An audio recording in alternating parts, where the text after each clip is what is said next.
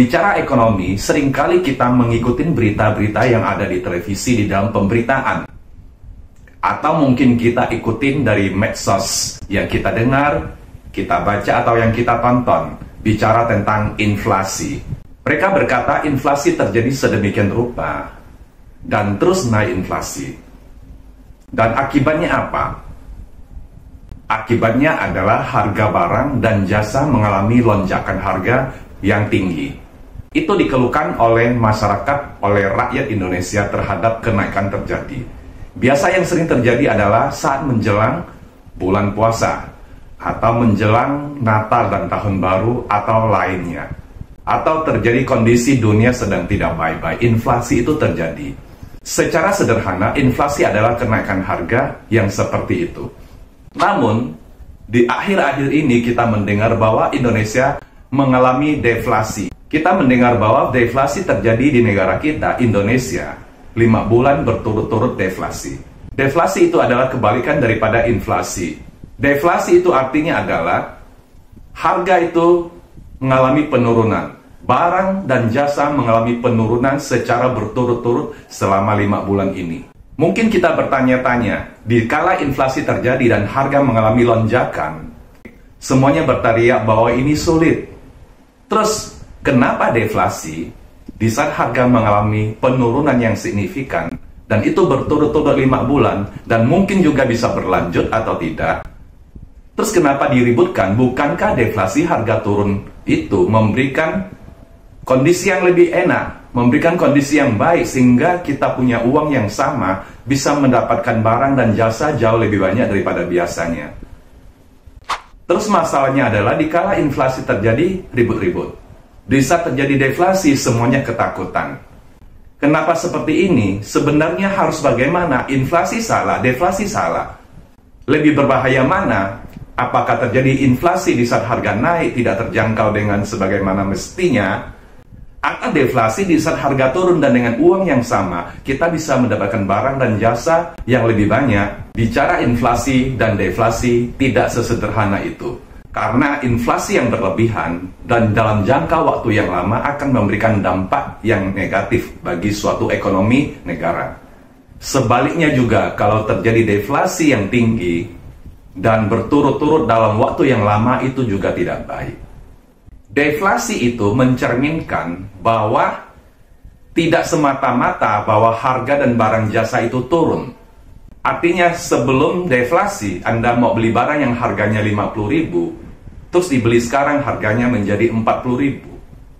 Dan bulan depan mungkin turun lagi menjadi 35.000. Atau bulan berikutnya lagi turun menjadi 30.000. Itu namanya deflasi. Harga menjadi semakin turun dari waktu ke waktu.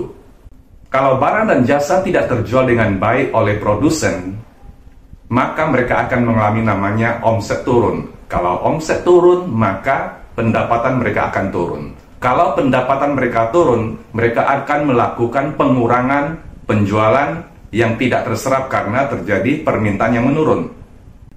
Kalau supply-nya tinggi, demand-nya turun, harga turun, maka pelaku usaha, baik dari pabrik, distributor atau grosiran, atau toko-toko, mereka akan mengalami namanya tidak mendapatkan target yang seharusnya. Sehingga apa yang terjadi? Mereka akan melakukan namanya pengurangan tenaga kerja. Contoh sederhananya seperti ini. Katakanlah sebuah toko sembako. Mereka sebelum terjadi deflasi, mereka penjualannya normal. Mereka bisa mendapatkan omset sesuai dengan apa yang mereka targetkan, dan mereka bisa mendapatkan keuntungan sesuai dengan seharusnya. Namun karena terjadi deflasi, mereka mengalami penurunan. Penjualan turun, omset turun, akibatnya adalah laba mereka turun. Sedangkan operasional di dalam toko itu tidak menurun. Katakanlah di toko sembako ini, mereka punya karyawan 10 sebelum terjadi deflasi. Karena akibat penjualan menurun dan laba menurun, sedangkan mereka tetap punya 10 karyawan, apa yang ada di pikiran daripada pemilik toko? Pegawai yang tadi jumlahnya 10 dikurangin separuh menjadi 5. Karena memang tidak perlu pegawai sebanyak itu disebabkan kondisi penjualan menurun. 5 karyawan yang diberhentikan tersebut, mereka otomatis tidak punya penghasilan. Sehingga 5 karyawan tersebut tidak mempunyai gaji lagi untuk dibelanjakan. Akibatnya adalah ke pasar, katakanlah pasar tradisional, yang sebelumnya istri daripada 5 karyawan itu sering belanja, beli beras, beli sayur, beli gula, beli minyak goreng. Akibat suaminya itu tidak dapat pekerjaan dan gaji, mereka akan menahan, mungkin mereka mengatur belanja lebih sedikit. Itu terjadi pada 5 orang. Bagaimana kalau ada beberapa toko atau usaha yang lain melakukan hal yang sama? Dan kita mendengar bahwa ada 50.000 karyawan yang sudah di PHK. Nah, 50.000 karyawan yang sudah di PHK akibat deflasi, itu akan membuat bahwa pergerakan ekonomi dari rumah tangga mereka terhadap kondisi pasar, paling gampang kita ngomong pasar tradisional. 50.000 dari keluarga yang kena imbas PHK, yang tidak punya penghasilan, maka rumah tangga mereka akan belanja lebih sedikit, bahkan mungkin tidak bisa belanja. Apa yang terjadi dengan pasar tradisional? Yang terjadi adalah permintaan gula, minyak goreng, ya beras, dan lain sebagainya mengalami penurunan. Akibatnya adalah para penjual yang ada di pasar tradisional akan mengurangi orderan mereka kepada pabrik. Nah, pabrik mendapatkan kondisi seperti itu, mereka akan melakukan apa lagi? Mereka akan melakukan efisiensi. Jumlah produksi diturunkan karena permintaan menurun.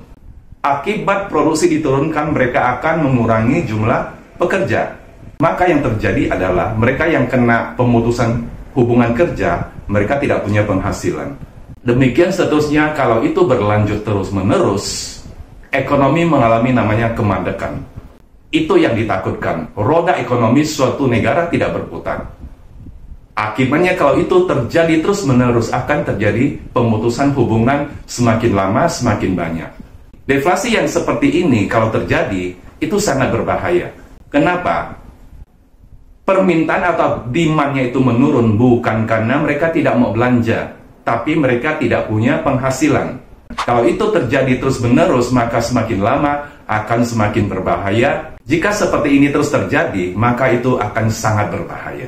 Jadi sebuah negara, kalau terjadi deflasi yang tinggi dan terus-menerus, maka itu harus diambil suatu kebijakan supaya daya beli masyarakat itu bisa bertumbuh.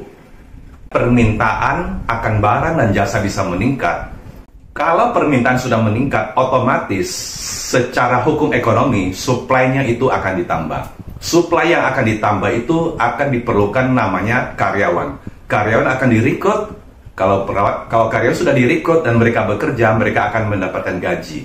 Gaji yang mereka terima bisa mereka gunakan sebagai uang untuk dibelanjakan. Sehingga permintaan akan barang dan jasa itu akan mengalami pertumbuhan. Jika itu bisa terjadi, maka pelan-pelan deflasi bisa turun dan permintaan bisa kembali pulih, maka ekonomi itu akan menjadi baik. Satu kabar baik yang kita sudah dengar, Bank Indonesia sudah menurunkan suku bunga acuan. Seiring dengan Bank Sentral Amerika, The Fed, telah menurunkan 0,5 basis poin. Harapan dengan suku bunga diturunkan adalah berharap permintaan akan pinjaman ke bank itu akan lebih banyak terjadi. Sehingga para pelaku usaha dengan bunga yang semakin turun, mereka mau meminjam ke bank. Dan uang pinjaman dari bank itu bisa mereka gunakan sebagai usaha. Dan usaha yang mereka lakukan, mereka akan membelanjakan daripada pinjaman tersebut sehingga bisa terserap di dalam masyarakat, sehingga ketersediaan uang di masyarakat itu akan meningkat. Sehingga permintaan yang meningkat bisa membuat ekonomi semakin baik. Sehingga mereka yang di PHK pun bisa dikerjakan kembali dan akan terjadi bahwa masyarakat memiliki pendapatan yang bisa mereka belanjakan. Semangat!